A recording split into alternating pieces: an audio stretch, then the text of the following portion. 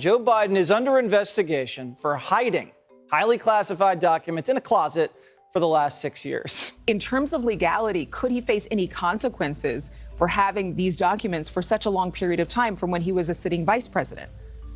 Well, the long period of time really kind of is outside the statute of limitations for any kind of criminal charge. The normal criminal statute of limitations here is 5 years. Unless something else happened in between, there really is no crime to charge. There is no crime to charge, and that is former federal prosecutor Nick Ackerman arguing on News Nation that President Biden will not face any criminal penalties over his possession of classified documents because Biden has already cleared the statute of limitations. In other words, it would be too late to charge Biden with, say, mishandling classified documents or violating the Federal Records Act. However, some things do not have a statute of limitations, like perjury or obstruction of justice. So if President Biden lied to the National Archives about the documents he found or thwarted investigators, then Biden could still be in some legal jeopardy. But there's no evidence President Biden has done anything but cooperate with investigators.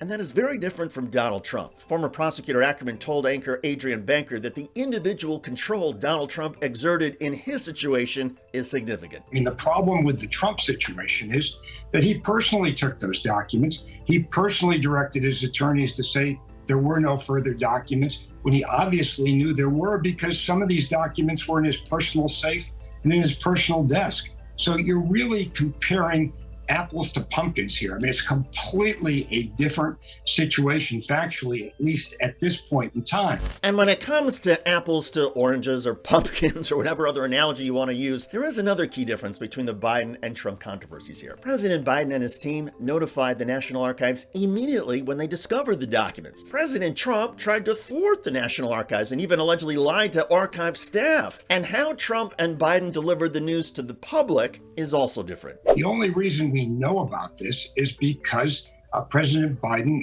disclosed it to the public. It was disclosed to the public afterwards.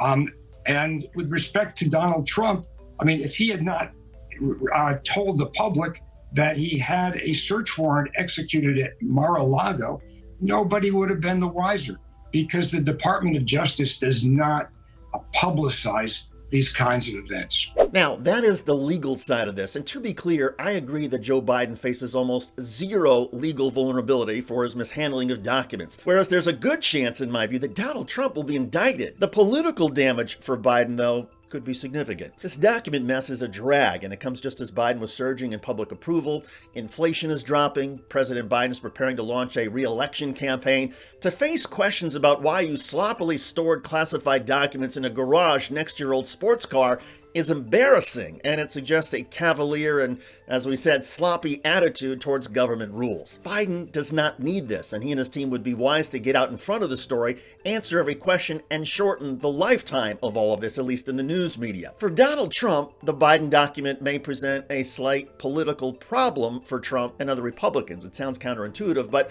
because GOP lawmakers and media are now talking about the seriousness of classified document storage given what Joe Biden did, it could cause the public to believe that any mishandling of classified documents is now serious stuff that will give some legitimacy to the independent counsel investigations and potential prosecutions. And the person who faces the more threatening prosecution and legal vulnerabilities is Donald Trump. I'm David Shuster. Thanks for joining us. Tell me your thoughts in the comment section.